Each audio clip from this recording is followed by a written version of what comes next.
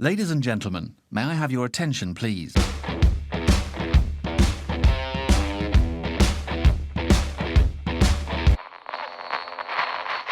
Bonsoir tout le monde, et je suis très heureux de vous accueillir pour une nouvelle soirée dans la boîte. J'espère que tout le monde va bien, que vous m'entendez bien.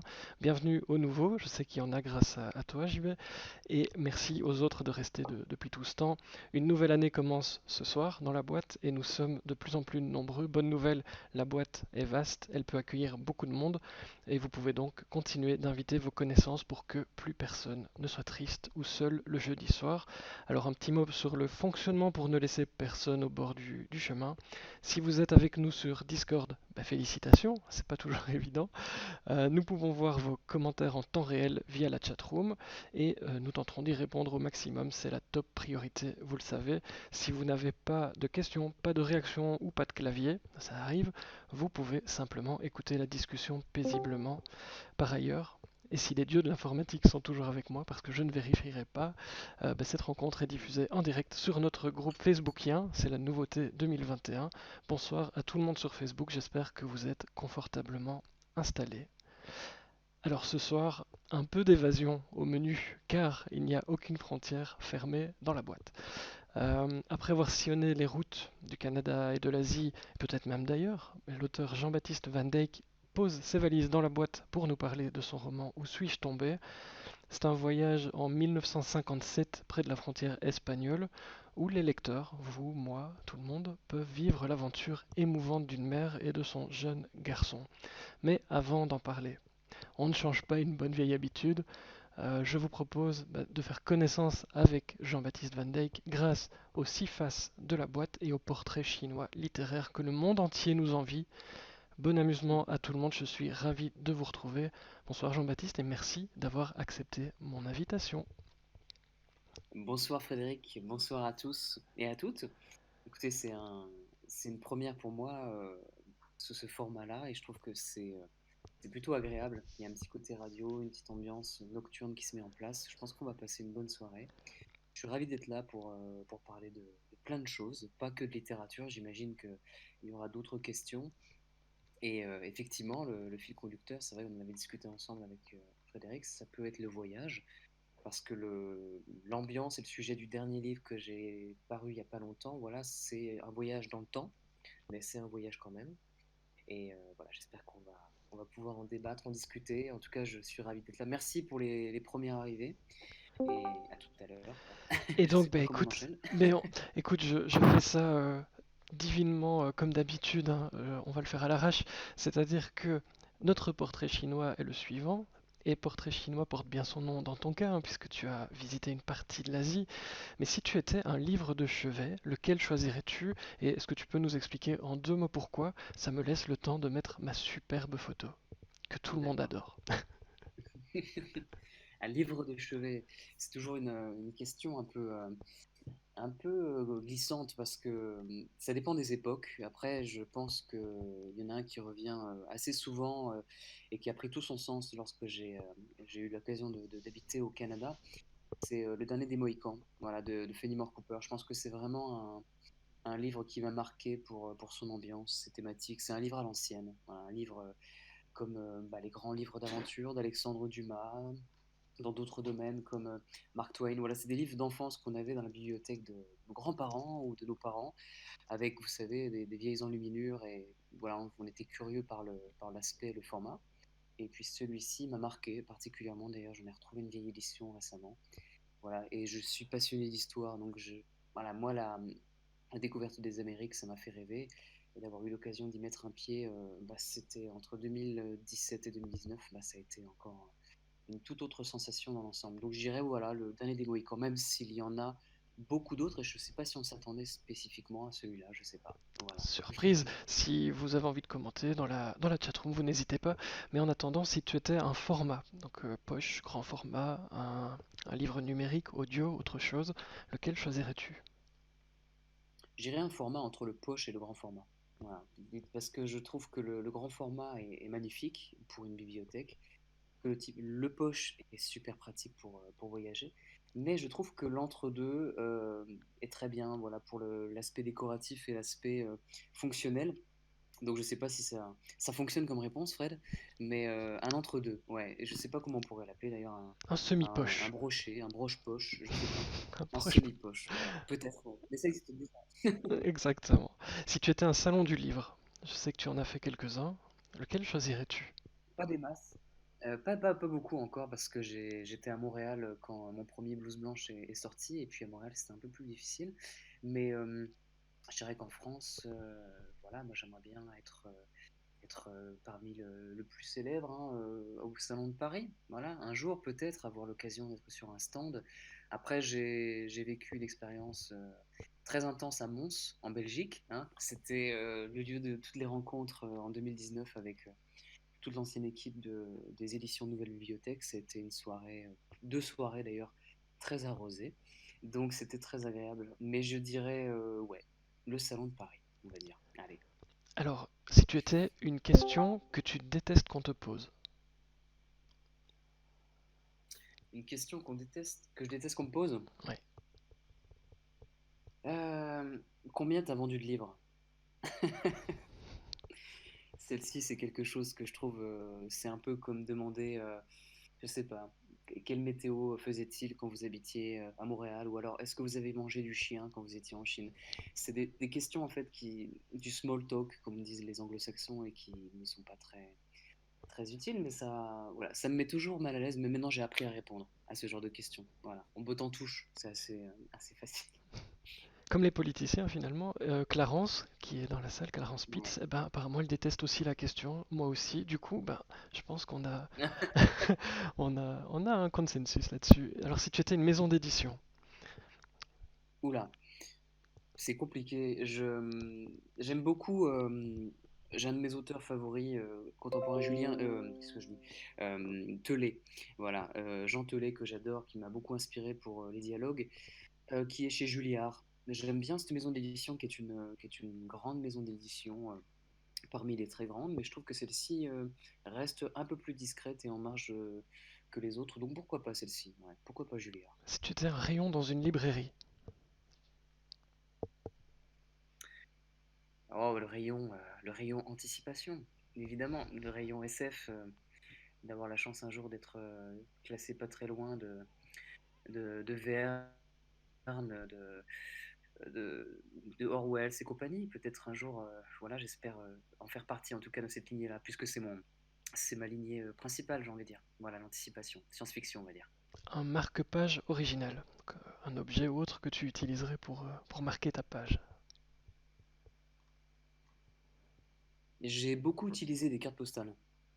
Quand j'étais, vu qu'en fait, avec ma compagne, on a commencé notre relation, on vivait à l'étranger, et même si on n'est pas très vieux, on fait partie d'une époque où on s'écrivait encore des cartes postales ou des petits mots, et j'en ai une compilation j'en ai plein la boîte justement, pour plein une boîte, et je pense que j'ai beaucoup utilisé voilà, des enveloppes déchirées, vous voyez, avec un reste de tampon et un timbre d'un pays étranger. Voilà, ça c'est quelque chose que je trouve pas mal. Alors si tu étais un temps de conjugaison, Ouf, temps de conjugaison. Je dirais plutôt le présent, en fait. Ouais. Je dirais le présent que je redécouvre sous sa forme technique et comment dire et voilà pour l'appliquer en fait dans le récit. Je trouve que voilà une de mes dernières nouvelles que j'ai fait lire, je crois qu'il y a Sophie qui est dans la salle pour une autre maison d'édition. Je l'ai écrit au présent, c'est là et je trouve que ça fonctionne très très bien. Voilà, je vais dire le présent. si tu étais un signe de ponctuation, Hmm.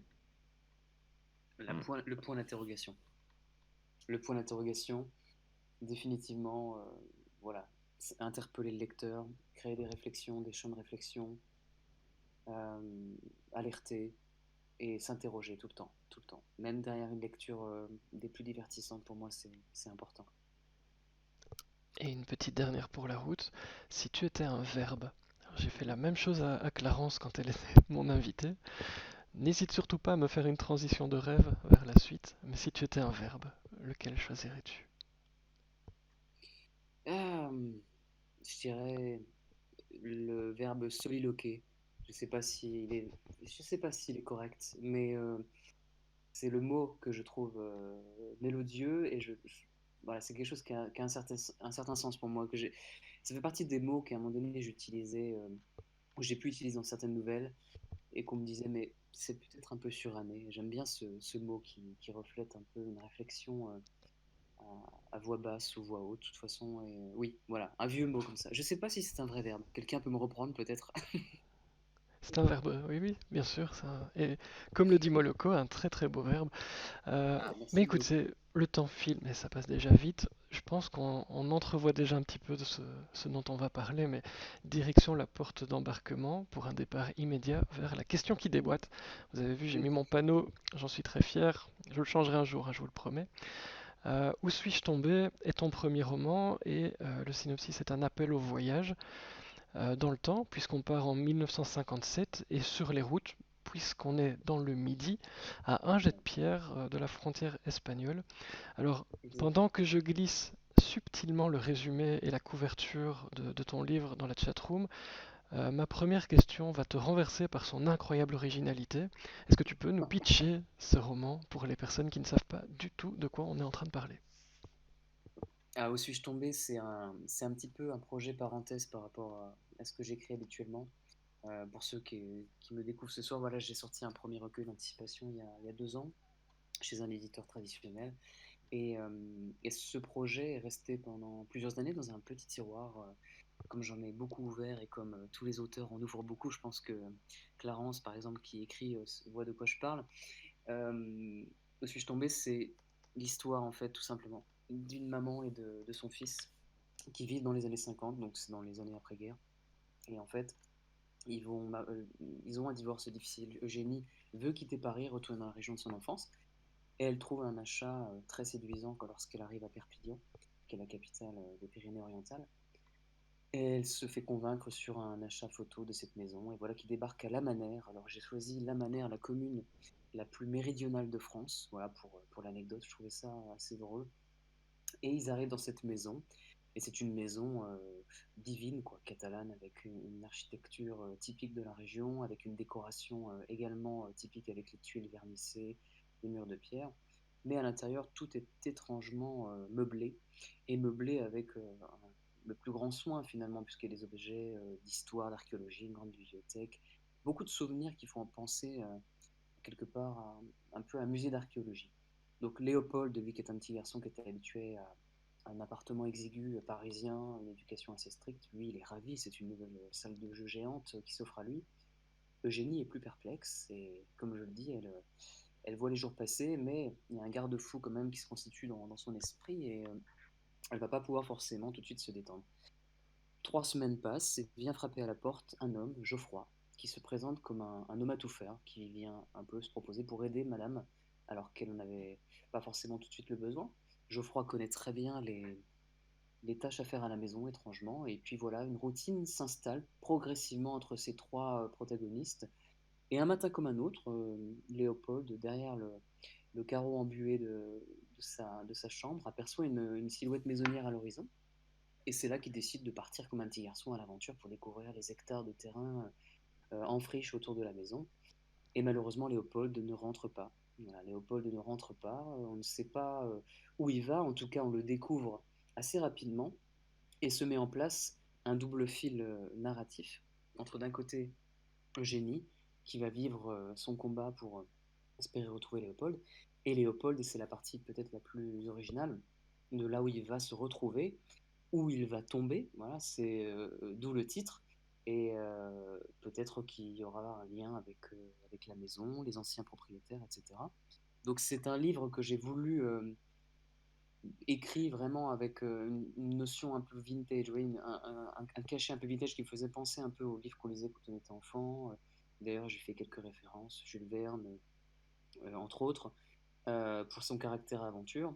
Et tout ça avec en toile de fond des éléments historiques. Donc j'ai essayé de travailler un petit peu sur l'histoire des Qatars, pour l'intrigue de fond par rapport donc à la profession peut-être des anciens propriétaires, à la Seconde Guerre mondiale. La Seconde Guerre mondiale parce qu'en fait Hitler, donc ça je fais juste une parenthèse hein, pour ceux que ça intéresse, avait prévu d'annexer la Catalogne un temps au moment où son alliance avec Franco commençait à vaciller et jusqu'à ce que finalement les Alliés débarquent en 1946. Donc voilà, il y a en 45, pardon, il y a un fond un peu, en 44, je vais y arriver, un fond historique, et voilà, je vous en dis pas davantage. Alors la très J'espère que ça bonne vous convient. nouvelle, c'est que ben, j'ai posé le petit sondage, hein, le résumé tititil. J'adore cette formulation de question. Votre Merci. curiosité, eh bien écoute, tout le monde a l'air curieux, mais ça ne m'étonne pas, connaissant les gens dans la salle. Tout le monde, donc ben écoute, 11 personnes curieuses pour l'instant, ça ne cesse d'augmenter. Donc c'est plutôt Super. une très bonne nouvelle et je vois des réactions sur la couverture, mais vous êtes merveilleux parce que c'est justement de ça dont je souhaitais te parler. C'est une couverture signée Brian Meran, dont on a déjà parlé Exactement. avec Virginie Lloyd dans la boîte l'année dernière. Est-ce que tu peux nous en dire un mot de cette couverture et de cet illustrateur talentueux? Je vais vous en dire plus qu'un mot parce que Brian, il y a une petite histoire en fait. Moi, Brian, ça a été la personne qui m'a permis entre guillemets, de mettre plus qu'un orteil chez Nouvelle Bibliothèque qui malheureusement n'a pas survécu à la crise du Covid. Brian, en fait, je l'ai contacté à l'origine. J'avais signé chez Nouvelle Bibliothèque pour un projet d'un livre de récits poétiques qui paraîtra ailleurs, hein, il est toujours en cours. Et c'était Brian à qui j'avais pensé pour réaliser les illustrations. Ça n'a pas pu se faire parce qu'il y a eu quelques petites complications. Mais voilà, Brian, c'est resté un contact. Et lorsque je l'ai recontacté cet été pour faire la couverture de mon livre, ça a été une évidence pour nous deux. Et puis je savais que je pouvais lui faire confiance sur le travail. Donc on a discuté du croquis. Et je voulais quelque chose avec lui qui fasse penser un peu aux aplats de la peinture fauviste. Pour ceux qui connaissent un petit peu, c'est Matisse, Derain, Vlaminck, un début du XXe siècle, donc vraiment les premiers abstraitistes, on va dire, voilà, la première peinture moderne. Donc il s'est inspiré un peu de ces tons un peu pastel, un peu à plat, et pour donner voilà, quelque chose que je trouvais qui rend bien, quoi, qui donne un petit côté en plus doux et enfantin, voilà, pour faire penser à Léopold. Voilà. Et c'est comme ça qu'on est venu à aboutir cette couverture-là. Alors, ben, pareil, la couverture a l'air de donner envie, hein. La majorité penche vers cette option-là. Ma question suivante est simple. Pourquoi as-tu choisi les années 50 pour cette histoire? Tu en as déjà un tout petit peu parlé avec le côté historique. Est-ce que tu peux nous en dire plus? Pourquoi t'être plongé dans les années 50? Écoute, dans les années 50, alors la date, je l'ai choisie symboliquement parce que c'est la date de naissance de mon cher papa qui m'a qui m'a un petit peu mis le pied à l'étrier de la littérature. Mon père était, j'y étais parce qu'il est à la retraite maintenant, était journaliste. Et puis la bibliothèque, les premières lectures, bah, c'est un peu grâce à lui, hein, les grands auteurs, tout ça. Et l'époque, voilà, je voulais une période qui colle au niveau après-guerre. Et, et voilà, donc en fait, j'ai choisi les années 50 parce que je pense que c'était des années de reconstruction, des années un peu plus de redémarrage niveau sociétal, au niveau des mœurs. Et, euh, et voilà pourquoi j'ai ciblé un peu voilà, lorsqu'on lira le livre, en fait, lorsqu'on le lit, on comprend pourquoi j'ai vraiment situé cette intrigue dans cette décennie-là. C'est vraiment en lien avec la toile de fond historique du livre.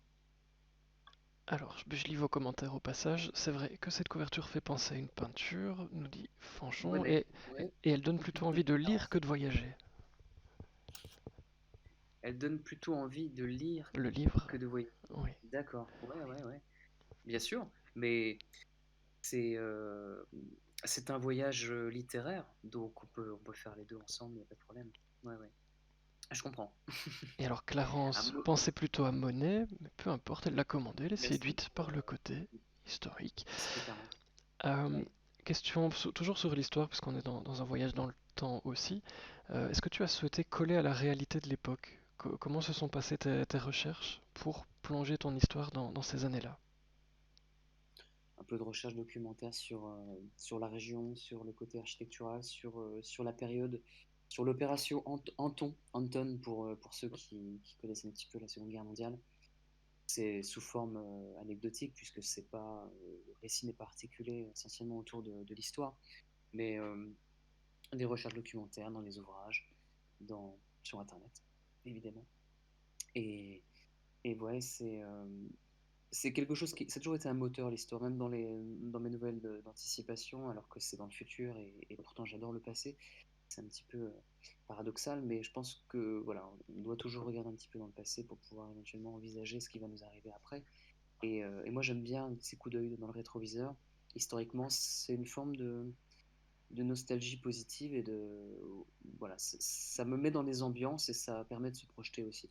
Et l'autre anecdote par rapport à la période, c'est que je dirais que le lieu où Léopold va se retrouver est un lieu que j'ai visité, qui existe vraiment. Donc je ne vais pas vous spoiler l'intrigue principale du livre, mais c'est un lieu qui a été découvert également dans les années 50. Voilà. Et c'est un lieu qui existe en Franche-Comté, ma région d'origine. Voilà, donc toujours un lien avec une anecdote, l'histoire, etc. Et donc tu as vraiment voulu que ça colle à la réalité de l'époque ou tu t'es permis voilà, certaines libertés ou pas du tout? Non, c'est la liberté. De toute façon, la liberté, elle est là sur le déroulement de l'histoire. Après, pour que ça soit crédible, oui, oui, j'ai essayé quand même de rester quand même plutôt proche vraiment d'une ambiance et des écrits. Oui, donc oui, je pense que ça reste quand même assez réaliste. Voilà, après, l'intrigue offre une part d'originalité un peu fictionnelle, mais le reste qui est autour est assez rationnel. Mm. De l'Antiquité au début du XXe siècle, je vois que quelqu'un a mis un commentaire. Mhm. C'était par rapport à la question, voilà, est-ce que les gens aiment l'histoire et quelle période en particulier? Et le, D'accord, et le Camille. Belge qui Donc Camille, lit nous tu dit aimes de que l'Antiquité au la début du lecture est XXe prévue siècle. sous peu. Merveilleux. Merci beaucoup. Alors, bah, on a un peu parlé du voyage dans le temps, mais tu as vécu au Canada, en Chine, dans le Jura, je crois. Euh, Ouais. Pourquoi avoir pris la direction du Midi dans Où suis-je tombé? C'est une région où on partait en vacances quand j'étais très jeune. C'est les premières vacances en famille. C'est dans l'ancienne Catalogne, donc qui appartenait autrefois à la Catalogne actuelle. Donc c'est le pays catalan. C'est des odeurs, c'est des couleurs. Moi, je suis passionné voilà, de la période des fauves, justement, j'en parlais tout à l'heure. Donc c'est des souvenirs, et puis je trouvais que les Pyrénées seraient un décor vraiment bucolique et suffisamment isolé au vu de, de- voilà, de l'intrigue pour pouvoir m'y projeter là-bas. Donc oui, le Midi, c'est un lieu qui me manque d'ailleurs. On manque beaucoup de voyages en ce moment, voilà, clairement. On commence un petit peu à avoir ce syndrome du manque. Le cerveau s'était bien posé, les valises aussi, pour pouvoir un peu digérer toutes ces années de péripéties. Mais j'ai hâte de revoir le soleil et puis ce genre de paysage fantastique. Ouais. En Belgique aussi, on a hâte de revoir le soleil, hein, je vous le dis. Alors on peut te qualifier de bourlingueur, hein, je viens de mettre deux photos que tu m'as envoyées. Que t'apportent ces voyages au moment d'écrire? Ce qui est, euh, ce qui est bizarre en fait, c'est que je ne suis pas un écrivain nomade, ça c'est sûr. Donc il y a un temps pour digérer toutes ces informations. C'est-à-dire que j'ai jamais réussi à écrire avec le carnet. Pourtant j'ai tenté de le faire à diverses reprises. Euh, mais j'ai jamais réussi à me poser en voyage. En voyage, j'ai toujours été absorbé complètement par ce qu'on vivait, par les rencontres que nous faisions. Et c'est vrai que c'est toujours après, en fait. Donc c'est a posteriori ou une fois que je rentre, que je me pose, que je suis isolé. J'ai toujours besoin de ce moment d'introspection, de musique, un peu de me mettre dans mon isoloir.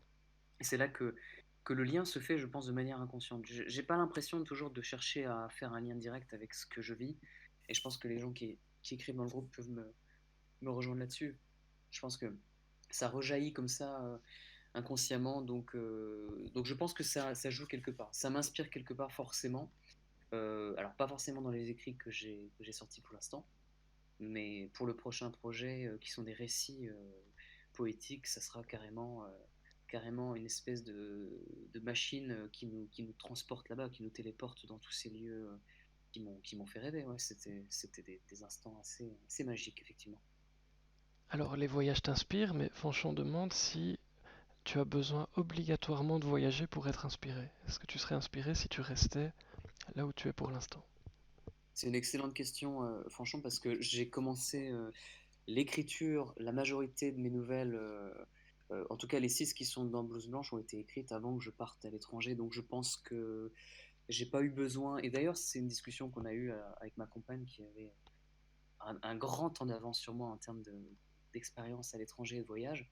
Et lorsqu'on s'est rencontrés, moi, j'avais pas beaucoup voyagé. J'étais allé en Italie, enfin dans les pays voisins, Espagne, autour de la France, en Allemagne et compagnie, en Belgique évidemment, mon pays d'origine. Mais j'écrivais déjà, et je pense que c'est surtout les livres et les documentaires, le cinéma bien entendu, la musique, parce que je suis musicien aussi. J'ai commencé à faire de la musique avant de faire de l'écriture, quoique j'écrivais les chansons, donc c'était quand même en lien aussi. Mais non, j'ai pas forcément besoin de voyager, je dirais. Mais maintenant, voilà, que j'ai goûté à cela, je pense que c'est quand même. C'est le corps et l'esprit qui réclament de repartir pour engranger à nouveau d'autres informations. Donc, je pense que je peux écrire sans voyager, mais que le voyage m'a beaucoup apporté. Alors, dans l'histoire que tu as imaginée, la distance et la séparation semblent se poser en toile de fond.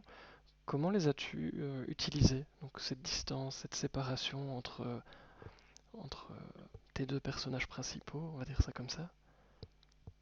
C'est un élément important du Je, livre. c'est vrai, oui, tout à fait. Oui, oui, c'est peut-être l'élément le plus important, c'est cette relation vraiment fusionnelle entre Eugénie et Léopold. Je voulais quelque chose qui soit réaliste dans les sentiments. Euh, Moi, ma profession, donc pour ceux qui ne le savent pas, peut-être on n'en a pas parlé encore, c'est que je suis infirmier, donc psychologue, on va dire, ou infirmier en santé mentale de formation.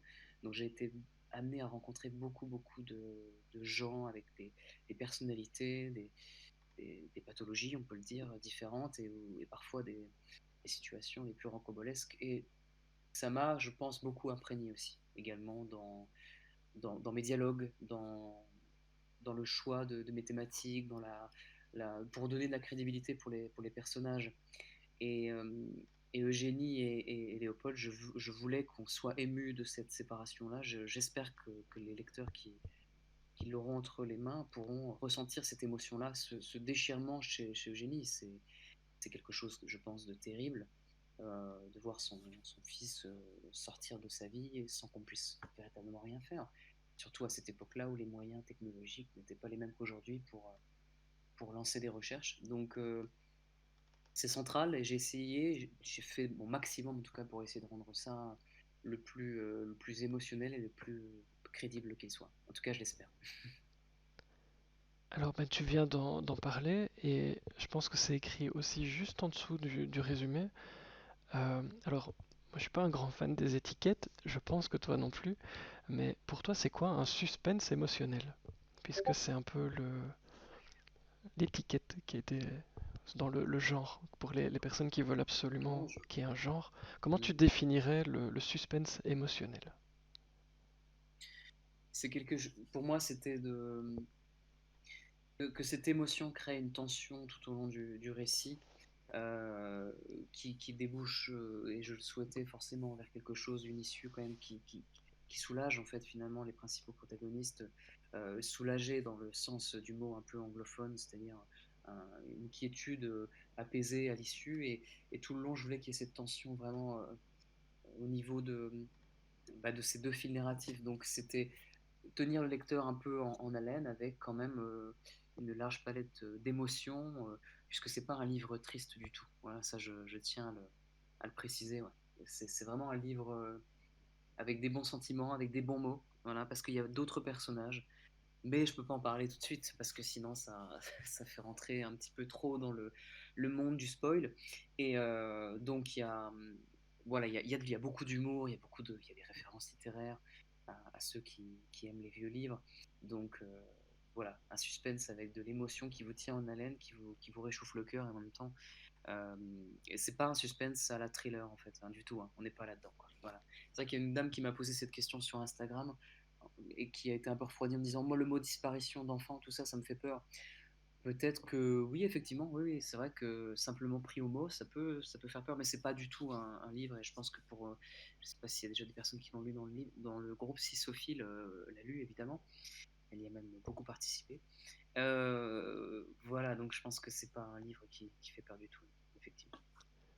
Alors on parlait de voyage, mais je vous ai demandé dans la chatroom quel pays vous fait le plus rêver, et alors on a de tout, et ça donne vraiment le sourire. Alors on a Clarence qui veut Effectivement, partir l'île de Pâques, on a Camille qui nous parle de la Russie, Fanchon la Corse, Oli la Namibie, Moloko le Canada que tu connais bien. Je pense que Gwen est d'accord avec l'île de Pâques et les Seychelles. Ah oui, pourquoi oui, pas, tant qu'on est. l'île de Pâques. Ouais. Île de Pâques. Il y a des choses qui te font plus rêver que d'autres. Toi, tu aimerais aller quelque part pour écrire un livre ou pas du tout d'ailleurs? Tu aimerais voyager où si tout était possible? Dans les pays qui sont cités là? Je pense Ou que autre chose, comme tu veux. dans les pays qui sont cités, en fait, moi j'adorerais aller partout en fait. C'est ça mon problème, c'est qu'une fois on a découvert ce que ça pouvait faire en fait, ces voyages, ces rencontres, ces cultures, ces couleurs, ces odeurs, la gastronomie aussi entre autres. Je pense qu'on a envie d'aller partout. Moi, l'île de Pâques, évidemment, je vois que Clarence lui a mis ça en avant. C'est quelque chose qui fait rêver, hein, les vieilles civilisations, les civilisations mystérieuses et antiques.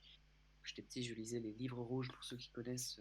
C'était des livres voilà, qui traitaient de sujets un peu qui peuvent paraître comme farfelus hein, pour certains, hein, comme les extraterrestres, Stone Age, voilà, toutes ces choses de mystère, dont l'île de Pâques en fait partie.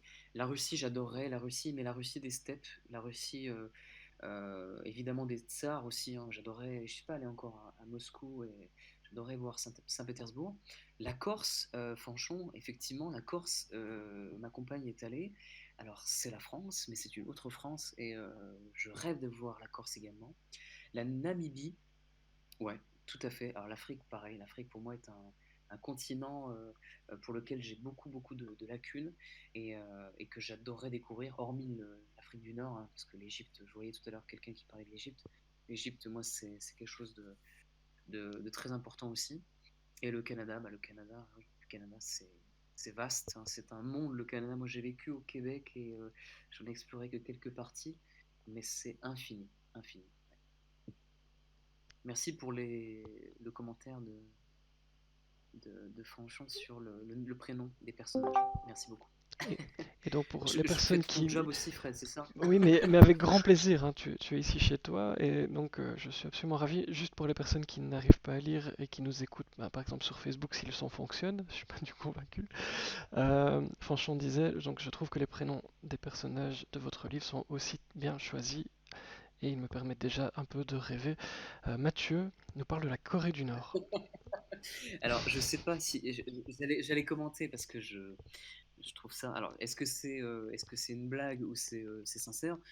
Bah, écoute, moi j'ai été en Corée du Sud et j'ai eu une de mes plus grandes émotions euh, de toute ma vie de voyage, encore plus que les vestiges du mur de Berlin, pardon, lorsque nous avons été sur la DMZ. Alors pour ceux qui ne connaissent pas, c'est la zone démilitarisée qui sépare les deux Corées. Donc c'est le dernier rideau de fer en fait qui existe dans le monde. Hein. C'est la dernière frontière entre le monde, on va dire, communiste et capitaliste. Et c'est quelque chose de vivant, donc on a l'impression d'être dans l'histoire en direct. Et quand on est sur place, c'est assez déroutant, assez émouvant. Mais effectivement, il y a des voyages qui sont organisés depuis la Chine, depuis la région du Liaoning, où on peut passer maintenant en Corée du Nord pour faire des séjours. Ça a changé un petit peu là-bas. Donc voilà, je rebondissais là-dessus, hein, c'est pas pour. Mais ça m'a fait rire. Il faut rebondir, on est là pour ça. Et pour terminer cette question qui déboîte parce que le temps file, qu'aimerais-tu que tes lecteurs retiennent de cette lecture? J'imagine, et j'en ai vu beaucoup, tu as déjà de très bons retours, mais toi, qu'aimerais-tu que les lecteurs retiennent de ce livre? Ton premier livre. En Moi, tout ce cas, que ton premier j'aimerais. roman, pour être précis. Bon, premièrement. Ce qui me plaît dans les premiers retours et ce qui me touche le plus, moi, pour l'instant, c'est évidemment, et je pense que les auteurs du groupe actuel là, qui sont là ce soir me rejoindront, c'est que euh, qu'il y ait qu'on me trouve une certaine crédibilité dans ce que je fais, dans mon travail d'écriture, parce que pour moi, c'est une des choses principales, une des choses primordiales. J'aime le vocabulaire, j'aime les mots. J'aime quand c'est bien écrit. Je peux relire deux, trois fois une page d'un livre d'un auteur que j'adore parce que voilà, les citations, les inspirations, les tournures de phrases, les mots m'ont toujours vraiment, vraiment fasciné. Donc j'aimerais qu'on dise que le livre est bien écrit et j'aimerais qu'on y ressente de l'authenticité dans les émotions. Voilà, pour moi, c'est ce qui un livre qui embarque le lecteur, c'est quand ça fonctionne surtout avec ses personnages et avec son histoire. Voilà, donc les deux. Voilà, l'émotion et puis la qualité intrinsèque de l'ouvrage. Voilà. Eh bien, je vous propose de passer à la boîte blanche. Alors, pour les gens qui découvrent nos soirées, c'est comme une carte blanche, mais dans la boîte. Et notre invité a donc totale liberté pendant quelques minutes, même pendant 60 minutes, hein, pour être très honnête avec vous, mais encore plus pendant Oula, la boîte blanche. Jean-Baptiste, mais je vais te confier la salle, mais je pense que tu m'as merci. demandé de faire appel à mon copain, le génie de la boîte. Un jour, j'aurai Ah oui, des effets bon. spéciaux, je vous le jure, j'aurai un jingle, quelque chose. Mais donc, le génie de la boîte, si il pouvait exaucer 3 de tes vœux, que choisirais-tu, à part le fait d'avoir plus de vœux? Parce que ça ne compte pas, ce serait mesquin, tu vois. Ah, c'est des questions vraiment piégeuses. Merci. Pff, merci le génie. Bah, c'est compliqué. En fait, il y a plusieurs vœux en fait qui sont déjà en train de se réaliser ces derniers temps. Déjà, bon, c'est un truc tout à fait, on va dire, classique, hein, mais j'ai eu la chance d'être papa récemment et je pense que ça faisait partie des choses que je souhaitais vivre un jour dans ma vie. Donc celui-là, je pense que ça compte pas, Fred, hein, il est déjà réalisé. Mhm. Mais pour les trois choix, je vais essayer de vous donner un petit peu envie. Moi, je, moi, c'est les voyages, voilà. Voilà, j'ai un vœu qui est un peu plus, on va dire, il y a un vœu principal et il y a trois vœux en fait en arborescence en dessous parce que pour moi, mon souhait principal actuellement, c'est de pouvoir revoyager. Voilà, j'ai envie de repartir, de voir le monde, de profiter au maximum de mes années de vie qui arrivent en famille, d'avoir la chance de repartir. Et alors, je rêverais d'aller au Japon. Le Japon, c'est mon principal regret lorsque j'étais en Asie, lorsque j'ai habité en Chine, parce que j'ai habité 3 ans à Pékin, c'est de ne pas avoir pu allé au Japon. Alors, pour quelle raison?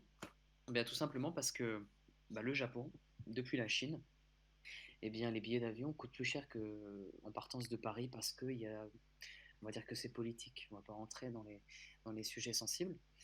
Donc, je rêverais, ça fait partie de mes vœux un jour d'aller au Japon. Donc c'est un génie voyageur hein, que je vous prépare. Le deuxième, ce serait évidemment de visiter le pays qui m'a donné envie d'aimer l'histoire en priorité. Mon père était passionné par l'égyptologie, donc ce serait d'aller au Caire et de voir les pyramides. Et le dernier, ce serait un troisième vœu encore voyageur, ça serait d'aller donc au Pérou et de voir voilà, Cusco, le Machu Picchu, les lignes de Nazca.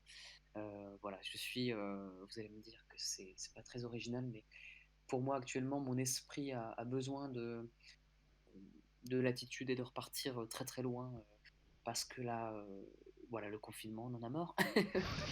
On en a marre. Ils sont Voilà taquins mon dans la petit génie. chatroom. Ils sont taquins. Ils disent Qu'est-ce qu'ils disent de beau? bah, écoute, si tout va bien dans un an, on pourra à nouveau manger du pangolin et de la chauve-souris. Ce sont de très beaux objectifs, dit Déborah. Disco Boy, Williams. Ça doit être Briat nous a rejoint. Il est toujours sur le fuseau horaire de 21h, hein, Williams. le Belge qui lit, ça doit être très très bon hein, de manger du pangolin. J'ai pas essayé, mais faut pas qu'il soit très viral par contre, hein. Et puis il faut qu'il soit bien cuit. Mais pourquoi pas? Mais écoutez, euh, on va dire que le génie va exaucer tes souhaits, mais peut-être pas dans la minute, mais je suis sûr que tôt ou tard il va exaucer tes souhaits. Je Bah, vous propose j'espère. à tous d'entrer sans plus attendre dans la boîte de Pandore. Le temps restant dans cette heure passée avec Jean-Baptiste Van Dijk me sera consacré à toutes vos questions de manière plus ou moins chaotique, hein, on ne se refait pas, vous me connaissez. Si vous êtes sur Discord, mais n'hésitez pas à les écrire dans la chat room, on va essayer d'en aborder le plus possible. Moi j'en ai plein pour meubler, mais je préférerais les vôtres. Et je vais vous montrer tout de suite pourquoi. La première, elle est complètement anecdotique, mais ça m'a marqué, tu m'as envoyé quelques photos, j'en ai vu quelques-unes. Ce Ouais. chapeau, est-ce que c'est un peu ta signature? Je me posais la question. Est-ce qu'il a une signification particulière? Parce qu'on te voit sur toutes les photos avec un chapeau. Ça me rappelle quelqu'un en Belgique. Et donc, je me disais, je vais te poser la question, même si c'est un peu anecdotique, ou peut-être pas du tout. Sait-on jamais. Ah, on va dire que j'ai un amour pour les chapeliers Et notamment le plus célèbre d'entre eux, le Chapelier fou d'Alice au Pays des Merveilles, c'est quelque chose qui m'a, je pense, que c'est un de ceux qui m'a le plus marqué. Je porte des chapeaux depuis l'adolescence. Alors, et ce n'est pas du tout une question capillaire. On m'avait posé cette question-là un coup sur un salon. C'est pas pour des raisons capillaires du tout. Non, non, alors j'ai moins de cheveux que j'avais que quand j'avais 18 ans. Mais non, non, c'est parce que le chapeau là sur la photo, c'est un chapeau qu'on m'a offert lorsque j'étais à Pékin. C'est un chapeau fait à la main, d'artisan. Lorsque j'étais à Montréal, j'ai visité la chapellerie Ophélie qui est sur le boulevard Saint-Laurent, qui fabrique ses chapeaux à la main. Je commence à en avoir quelques-uns. C'est voilà, une fascination pour les couvre-chefs et les casquettes aussi, etc. Donc effectivement, voilà. Ah, tu as mis quelques photos de Mons, des souvenirs agréables avec Cyril Carrère, Neil et Clarence, ouais, Si tu veux ineffaçable. un bon tuyau pour C'était aller au ineffaçable. Japon, c'est vrai que Cyril peut peut-être te donner de très très bons tuyaux. On voit Clarence, et tu parlais Ah, des je pense que salons, donc je me suis dit c'est l'occasion de se rappeler plein de bons souvenirs. On en a besoin, et cette soirée elle sert à ça ouais. aussi. Et donc c'est avec Des grand belles photos, plaisir. ouais. C'était des bons moments. Alors, Ouais, que Mons nous manque. oui, Mm. oui, Moloko nous dit que Mons nous manque et tous les autres. Et je le fais chaque fois, une énorme pensée à tous les organisateurs de salons qui nous écoutent et qui sont en pleine galère et qui ne savent pas s'ils peuvent ou pas organiser quelque chose. On sera là dès que vous pourrez rouvrir, croyez-moi. Je vous propose une Merci autre William. question. Euh, Entre l'édition et l'auto-édition, tu en as un tout petit peu parlé. Alors, qui dit premier roman dit choisir un moyen de le faire éditer. Comment les choses se sont passées pour toi? C'est un peu particulier, donc je pense que ça peut être intéressant pour les gens qui nous écoutent, que tu expliques le parcours de la publication de ce livre. Je pense que c'est un sujet intéressant, ouais, pour beaucoup d'auteurs qui se posent aussi ces questions-là et qui ont eu des doutes avec des auteurs enfin des éditeurs traditionnels, pardon. Euh, Moi, quand j'ai soumis mon premier recueil de nouvelles, je l'avais soumis de manière traditionnelle, hein. On prépare une lettre de motivation, une lettre de présentation, on envoie le manuscrit. J'avais envoyé à une cinquantaine d'éditeurs. J'avais eu, pour un premier envoi, de la chance, j'avais eu plusieurs réponses positives et j'avais fait le choix d'un petit éditeur du côté de Nantes qui se lançait.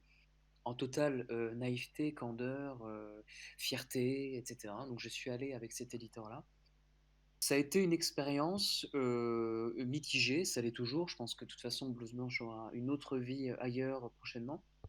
Mais ça m'a permis de découvrir un des aspects de ce milieu-là, qui est un milieu très particulier, hein. Je pense que pour ceux qui sont auteurs dans le groupe le savent très bien, et incertain surtout. C'est un milieu assez incertain. Blouse Blanche, clairement, moi je l'ai beaucoup porté parce que je vivais à l'étranger à ce moment-là. Les échos qui sont revenus étaient plutôt satisfaisants, donc ça m'a donné envie de continuer à écrire. Pour Où suis-je tombé, c'est un peu particulier. J'étais, j'avais signé un contrat avec Nouvelle Bibliothèque, encore un éditeur traditionnel, très satisfait, hein, avec de belles promesses à la clé, une belle diffusion cette fois-ci par un grand groupe Hachette Édition. Mais voilà, patatras, on a vu que le vent a vite tourné et que les choses se sont un petit peu compliquées. Et j'avais ce livre qui était prêt et je voulais vraiment le partager. Voilà, j'avais envie qu'il sorte, j'ai envie de le faire lire. Après l'avoir partagé à beaucoup de bêta lectrices, entre autres, surtout des bêta lectrices d'ailleurs. Et voilà, je me suis tourné vers le choix KDP pour tenter en fait de réaliser un livre de son écriture à sa conception, à sa mise en page, à sa diffusion, à sa finition. Je voulais voir aussi cet aspect un petit peu artisanal des choses. Pour l'instant, il est trop tôt encore pour dire si c'est une erreur, un regret. J'aurais très bien pu le renvoyer, je pense, à d'autres éditeurs, parce que je sais que certains consoeurs et confrères l'ont fait. Pour certains, ça a plutôt bien fonctionné. Je pense à des collègues et des amis comme James chez Evidence, David Ruiz Martin, pareil, qui ont été voir chez Tornada. Jonathan aussi, un bon pote de la première heure. Et Clarence également, je crois, hein, Clarence, que tu es parti chez le Phoenix, hein, qu'on connaît. Voilà, et bon, je pense que pour l'instant, l'expérience est plutôt satisfaisante. J'ai un accès direct à ma création, à la fabrication, et puis chez IFS, tu le précises, c'est vrai. Donc pour l'instant, voilà, il est trop tôt pour dresser un bilan de tout ça. Mais voilà, moi j'ai le livre, il est là, il est sorti, ça lui permet d'exister. Et sachant que de toute façon, la plupart des lignes éditoriales étaient reportées encore pour deuxième partie 2021, ça me paraissait un peu inquiétant, frustrant de renvoyer un éditeur. Mais voilà, je rebondis direct sur cette phrase-là parce que, encore une fois, j'ai écrit d'autres textes que j'ai soumis à des éditeurs traditionnels, donc je ne vais pas vous donner le nom de l'éditeur pour l'instant parce que c'est encore en pourparlers, mais sur une nouvelle notamment que Sophie, je crois, qui est dans le groupe ce soir avec nous, avait pu faire la bêta lecture. Donc voilà, je reste attaché quand même au cheminement traditionnel, mais je voulais vivre cette expérience parce il y a eu des auteurs qui ont eu des belles expériences avec Amazon, hein, qu'on a pu rencontrer sur les différents salons. Donc, euh, donc voilà un peu pour répondre à ta question. Est-ce que vous avez des questions, vous, dans le groupe, par rapport à ça? Est-ce que vous êtes... Je rebondis, je me permets de faire l'intervieweur. Vas-y, tu es chez toi. Moi, je Je pose profite. juste la question, est-ce que vous avez des a priori? Je pose cette question si vous avez des a priori un peu sur l'auto-édition, parce que en ce moment, je suis en train de démarcher un peu les libraires de ma charmante ville de Valence, et j'en ai rencontré un cet après-midi qui était très très ouvert d'esprit, et ça m'a étonné par rapport à ça, et qui a accepté de prendre Où suis-je tombé au rayon jeunesse adolescent, et voilà, c'est une première pour moi, et c'est une preuve de confiance. Est-ce que c'est le discours? Est-ce que c'est la présentation? Comment on peut estimer qu'un auto-édité a une qualité, une crédibilité? Voilà, moi pour l'instant, je suis encore trop peu expérimenté, avec trop peu de recul pour pouvoir en parler. Donc on verra par la suite, quoi. Je lance la question. Et en attendant, pour rester sur Blouse Blanche, bah, tu l'as dit, ton premier livre, Blouse Blanche, bah, c'est un livre qui contient des nouvelles d'anticipation. Ce sont voilà, un roman, des nouvelles. Tu retires Oui. quoi de ces différents exercices? Parce qu'au final, c'est écrire, oui, mais ce sont des exercices assez différents. Tu en retires quoi en ayant fait les deux? Alors je dirais que la nouvelle oui, effectivement, c'est pas du tout le même posture. C'est vraiment une idée, une action, quelques personnages, et surtout essayer pour moi, c'est comme ça que j'envisage, de surprendre le maximum avec une chute. Donc il faut essayer d'être extrêmement créatif et pragmatique en même temps. Donc c'est très difficile. D'ailleurs, la nouvelle, ça marche pas à tous les coups pour moi. Voilà, il y en a certaines que j'ai abandonné en cours de route parce que ça prend plutôt l'allure d'une novella ou d'un petit roman. Moi, je veux pas, je m'inscris pas vraiment dans le courant des micro-nouvelles. Vraiment, j'ai du mal. Euh, j'ai lu beaucoup d'auteurs russes qui sont excellents dans le domaine, qui arrivent à faire des nouvelles en 2 pages. Alors ça, moi, je suis admiratif. Pour l'instant, je n'y suis pas arrivé. Le roman, j'en ai un autre en cours de route. C'est un autre exercice. C'est une posture de plus longue haleine, avec une construction qui est plus fastidieuse. Mais c'est deux vraiment univers différents. Pour moi, la nouvelle, je l'ai compris ou conçu un peu dans mon parcours comme plutôt un tremplin. Ça m'a permis de m'exercer à écrire des idées, à développer des histoires sur un format plus court, et qui, pour certaines, peut-être évolueront d'ailleurs vers des romans. Donc les deux sont différentes. Et aussi, moi j'ai commencé, et ça je ne sais pas si on en avait parlé encore et si les personnes le savent dans le groupe, j'écris beaucoup de récits poétiques, de poèmes. Alors pourquoi je dis récits poétiques? Parce que pour moi la forme traditionnelle poétique, parnassienne, ne m'intéresse pas. Voilà, la forme en vers, en pied, tout ça, je pense que ça a déjà été fait par des grands maîtres. Moi je m'y suis essayé comme tout le monde sur les bancs d'école. Aujourd'hui c'est plutôt de la prose. Et cette prose-là est un vrai terrain de jeu. Et j'ai écrit beaucoup sur mes voyages sur l'Asie, et j'espère vous faire partager ça prochainement.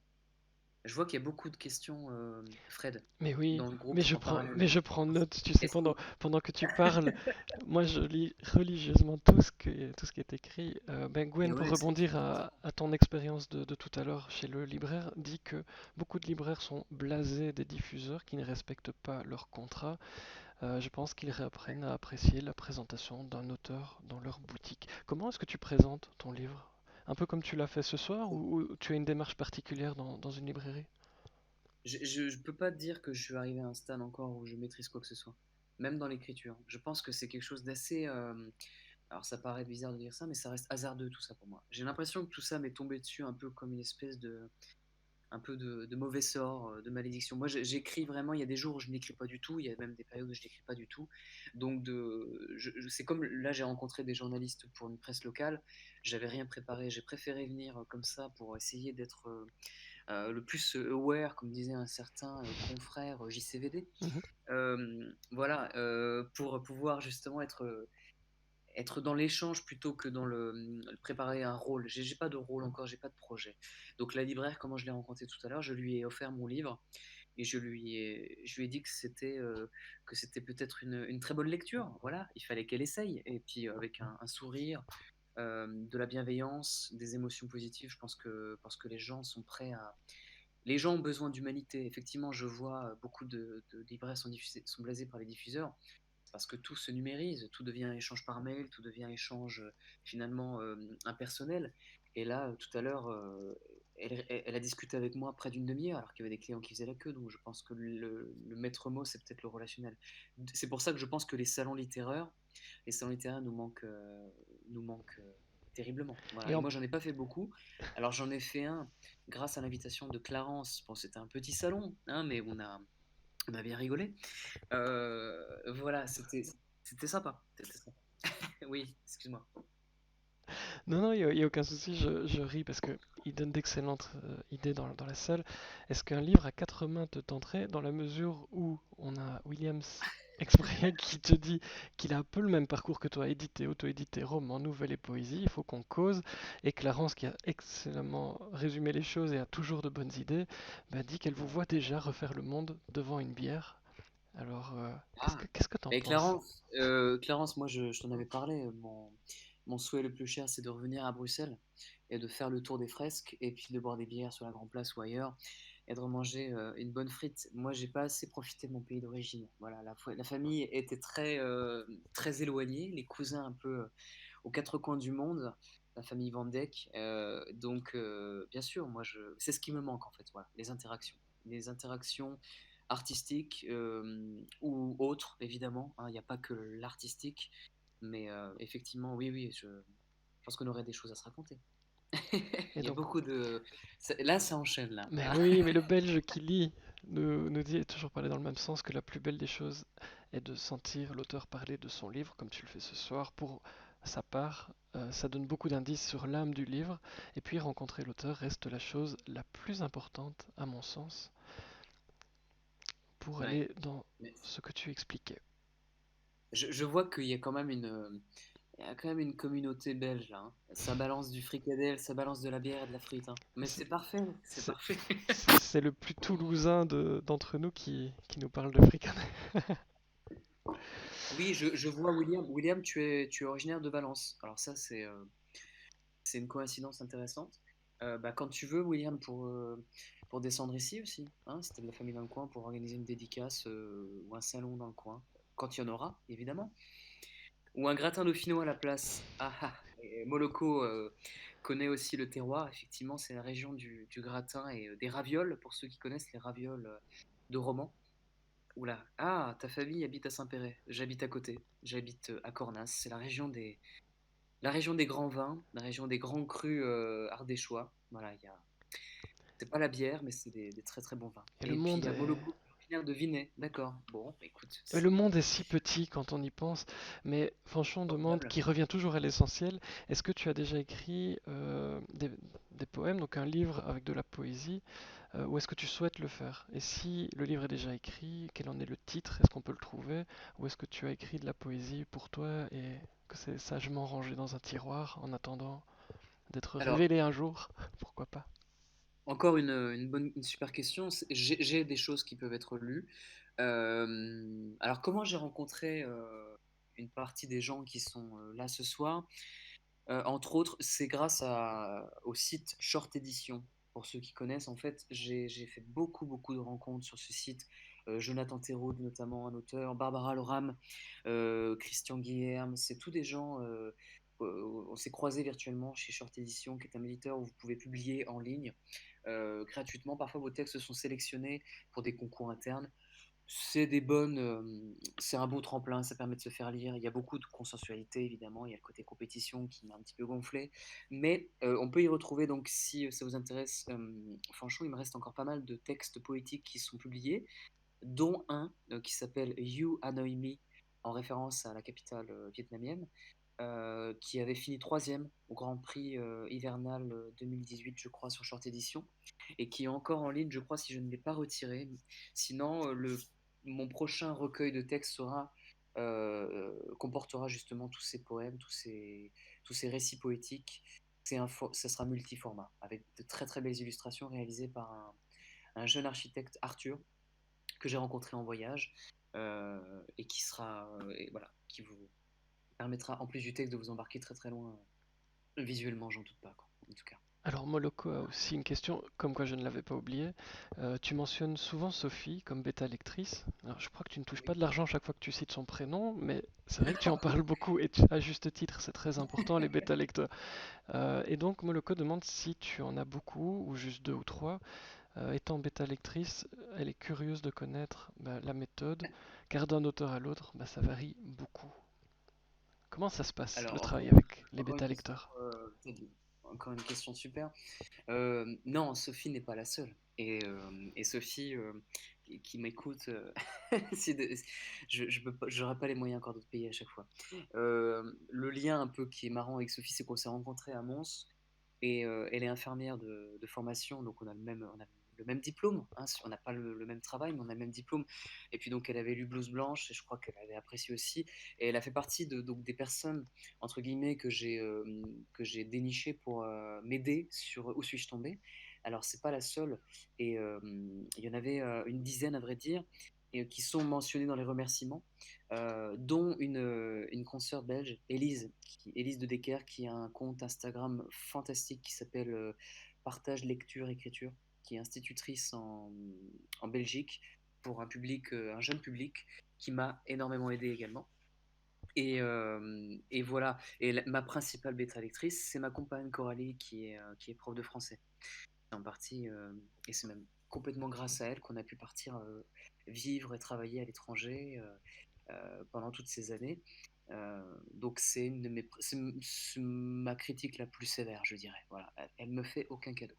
Voilà, dès qu'une phrase ne passe pas, je pense que elle est là pour le signaler. Donc non, il y a plusieurs personnes qui m'ont aidé dans cette aventure-là et qui continueront de le faire, je l'espère. Voilà. Et donc Sophie, quand on parle du loup, je n'ai pas de questions, excellente idée, mais j'ai envie de dire à ceux qui ne le connaissent pas, notre ami JB, que c'est une personne et un auteur à découvrir avec une belle âme et surtout une plume unique, vintage, comme elle aime le dire, une véritable identité littéraire. Moloko rebondit sur le multiformat, question parfois délicate. J'aime les questions délicates. Bien joué Moloko. Pour ou contre le numérique et pourquoi? Merci Sophie pour ces beaux mots tout d'abord, comme souvent ça me touche énormément. Ça me touche, ouais. Euh, Moloko, le numérique, pour ou contre. Je crois qu'aujourd'hui, on peut pas se passer du numérique. Alors, moi, je ne lis quasiment pas de numérique. J'ai ma liseuse, hein, qui m'a été parfois utile en voyage. Ça m'a servi, ça m'a permis voilà, de stocker pas mal d'ouvrages anciens, et une palle, en fait, une palle que j'avais rêvé toujours d'avoir avec moi, que je pouvais pas avoir physiquement. Euh, le multiformat, en fait, c'est pas que on peut pas être pour ou contre. En fait, je pense que les deux sont complémentaires. Je pense que le format le plus noble reste le brochet. Et on voit que les gens, un peu comme avec le vinyle et le CD, on a voulu minutariser les choses et les rendre numériques au maximum. Et finalement, les gens reviennent toujours à un format physique, toujours. Donc, je pense que le numérique, moi, en ce moment, par exemple, me sert beaucoup pour tout ce qui est chroniqueuse, bêta lectrice. C'est un format important. Et je pense qu'il y a des lecteurs qui sont vraiment très, très Kindle, donc on peut pas trop s'en passer, quoi. Et ça permet d'une diffusion un peu plus large du livre quand on peut pas se procurer le brochet. Donc je suis ni pour ni contre, je dirais que les deux sont complémentaires. Et pour ou contre Amazon, c'est une bonne blague, William. C'est- On va pas faire ça ce soir. Je On va botte en pas. touche. Je, Mais on peut en mais parler, on pourra mais en débattre. je pense qu'on fera un jour un débat dans la boîte sur cette question. Là, on n'a plus beaucoup de temps, donc ce serait vraiment, vraiment casse-figure d'aller Non, c'est vrai. sur ça. Euh, j'ai une question très pragmatique. Je pense que ça peut aussi intéresser les personnes qui nous écoutent. Tu as une boutique en ligne. En Oui, parlant oui, oui. d'Amazon, tu vois la transition comme elle est belle. Est-ce que tu peux nous en dire plus sur cette boutique en ligne que tu gères toi, je Ouais, pense? complètement. C'est quelque chose de tout simple. En fait, je trouvais que c'était un bon complément. Au lieu d'envoyer les gens classiquement sur Amazon, d'acheter le livre, parce que pour l'instant, il est pas diffusable en librairie, il n'est pas distribué en librairie. Il y a un site qui est très bien d'ailleurs, pour ceux qui ne connaissent pas et qui seraient intéressés pour les créateurs parmi nous, c'est Big Cartel en fait, c'est un site anglais qui permet en fait tout simplement de mettre, c'est très très basique hein, comme interface, vous irez voir, ça permet de mettre quelques produits, donc vous pouvez mettre jusqu'à 5 produits en ligne, donc des livres hein, pour ce qui me concerne, et ça vous permet en fait de me le commander directement, c'est-à-dire que vous payez, c'est un système de paiement sécurisé. Alors, j'aime pas trop parler de ces choses-là, c'est toujours un peu le côté sérieux. Mais voilà, c'est sécurisé et moi, ça me permet de recevoir directement ça dans ma boîte mail. Et je peux ensuite vous envoyer un livre que j'ai moi en réserve, dédicacé avec des marque-pages. Voilà, une petite touche un peu plus personnalisée, c'est plus sympa. Et puis pour le côté pragmatique, ça évite voilà, de passer par Amazon pour le côté impersonnel, même si Amazon, c'est important d'y laisser des avis hein, pour que le livre puisse vivre un petit peu et avoir un peu d'exposition. Donc voilà, tu as mis une photo, je vois, de la boutique, Fred. C'est le lien Euh, si directement. vous souhaitez voilà, une version, ouais, si vous souhaitez une version dédicacée, n'hésitez pas à passer par là. Elle est un peu moins chère en plus que sur Amazon parce que je trouve ça plus sympa de vous la faire à ce prix-là et de vous la dédicacer personnellement. Donc n'hésitez pas. Ça me fera un grand plaisir de vous envoyer ça partout dans le monde, en Belgique, en France ou ailleurs. Là, j'en ai envoyé au Canada la semaine dernière, ça m'a fait tout drôle. Donc c'est sympa. C'est sympa. Alors, beaucoup, beaucoup de réactions sur le numérique. Je vous promets qu'on fera un débat aussi. Mais pour répondre à Oli, parce que c'est important, comment dédicacer Oui. un livre numérique? Eh bien, avec un burin et un marteau, ça marche très bien. Ou au cutter. Mais ça ne marche qu'une fois. Et c'est ça le problème de ce genre de combine. Écoute, le temps passe excessivement vite en ta compagnie. Je n'en doutais pas. Merci. Et ça se vérifie. J'ai une dernière question avant la conclusion. Elle va à nouveau te renverser par son originalité déconcertante, mais Ouais. j'utilise le quota. Quels sont tes projets? On en a un peu parlé, mais est-ce qu'il y a quelque chose que tu souhaites encore dire au niveau de tes projets pour les gens qui vont te suivre à partir de ce soir? Les projets, c'est de continuer à trouver l'inspiration déjà en priorité parce que c'est pas très compliqué d'avoir l'impression de quelqu'un qui a des idées. On se lève le matin, des fois, on a eu un petit rêve inspirant, une nouvelle dans un magazine. Moi, j'ai beaucoup fait partie de ces personnes qui lisaient les magazines scientifiques, tout ça. Donc, j'ai l'impression d'avoir toujours des bonnes idées. Ce qu'il faut en priorité, c'est voilà, avoir du temps et s'y consacrer pleinement. Donc, mes projets, moi, c'est d'aboutir déjà les choses qui sont bien en cours. Donc, le recueil de nouvelles, je vous dis pas encore le titre ce soir de nouvelles, je voulais dire de poésie, mais je vais parler aussi du recueil de nouvelles. J'ai en projet un deuxième recueil de nouvelles d'anticipation. Cette fois-ci, il y en aura beaucoup plus, et puis je vais essayer de les illustrer. Donc, anticipation dystopique, science-fiction réaliste, des sujets d'actualité, voilà, des sujets comme l'écologie, la science, la médecine, enfin des choses qui nous parlent. En parallèle, le projet donc de recueil de poésie avec mon comparse Arthur. J'espère qu'on aura l'occasion de le sortir cette année, même si ça me paraît compromis, parce que parce qu'avec un petit bébé en plus, ça change pas mal la donne et un travail quand même assez prenant parce que ce n'est pas ma principale activité, même si je rêve un jour de pouvoir ne faire que ça. C'est pas pour tout de suite. Et, euh, et sinon, bah, un roman. J'ai un roman aussi dans les cartons qui traîne depuis une dizaine d'années. Mais c'est une trilogie fastidieuse, longue, qui nécessite encore pas mal de matériel pour l'écrire. Donc voilà, pour les projets littéraires. Et est-ce que la question, c'était uniquement les projets littéraires?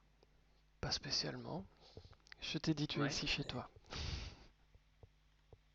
t'avais parlé avant cet échange, Fred, que actuellement j'étais bien investi aussi dans mon travail et j'espère aussi aboutir à une formation qui me tient à cœur à moyen terme, c'est celle de musicothérapeute, parce qu'on n'a pas beaucoup parlé de musique ce soir, mais c'est vrai que ma première passion, mon premier terrain de jeu, c'est quand même le piano, le chant, pour lequel j'ai fait une école de spectacle quand j'avais une quinzaine d'années, pour devenir voilà, chanteur dans une troupe. Ça a duré quelques années, 2-3 ans.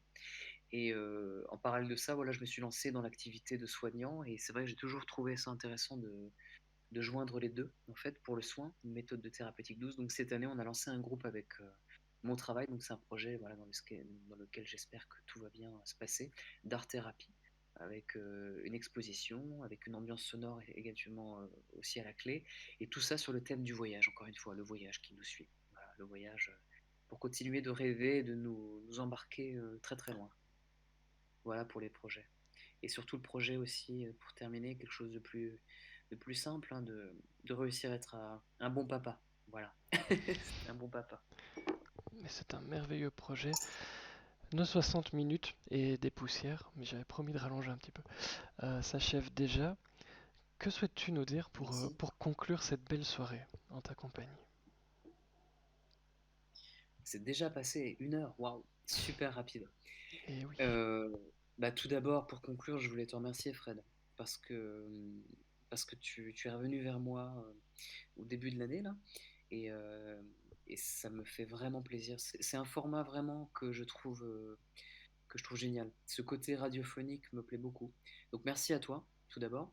Et puis merci aux invités présents pour vos questions. Je trouve que vous avez été très très bons, messieurs, dames, très inspirés. Vous avez vraiment posé des questions voilà, qu'on m'a pas souvent posées encore. Et je pense on n'a pas répondu à tout. Il y en a encore pas mal dans la chatroom. Merci à tous. Et puis, bah, si vous avez l'occasion de me lire et de me faire un retour sur mon modeste travail, bah, ça me touchera énormément. Et puis j'espère de tout cœur vous croisez vous aussi les collègues auteurs, autrices, sur des salons, j'espère que ça reprendra. Et sinon, bah, voilà, je vous souhaite de continuer à lire, de continuer à créer, de continuer à rêver parce qu'on en a besoin et c'est un peu notre seul espace de liberté qui nous reste vraiment. Voilà, voilà ce que j'ai envie de vous dire. Eh bien, que ce soit sur Discord, sur Facebook ou sur YouTube très prochainement, euh, merci de votre présence, en tout cas pour cette soirée. Et ces moments, je le dis chaque fois, mais n'auraient pas la même saveur sans vous, et nous en avons plus que jamais besoin, je crois. Jean-Baptiste, merci infiniment pour cette heure et des poussières dans la boîte. N'hésitez pas à vous abonner à la chaîne YouTube de la boîte où se trouvent les replays de nos soirées, c'est gratuit. Et à rejoindre le groupe sur Facebook, bah, c'est gratuit aussi et ça le restera toujours, comme dirait Marc, même si ça bug parfois. J'espère que ça n'a pas bugué ce soir. Je vais voir ça tout de suite. Surprise. Les liens vers les différents groupes vont apparaître comme par magie pendant le générique ainsi que la boutique de Jean-Baptiste parce que je vais la remettre une deuxième fois. On va se faire plaisir. Parlez de la boîte autour de vous un maximum. Je vous dis à très bientôt pour d'autres moments à ne pas rater. D'ici là, bah, n'oubliez pas de lire et d'être curieux. Prenez bien soin de vous et des autres. Belle fin de soirée à tous. À très très très bientôt.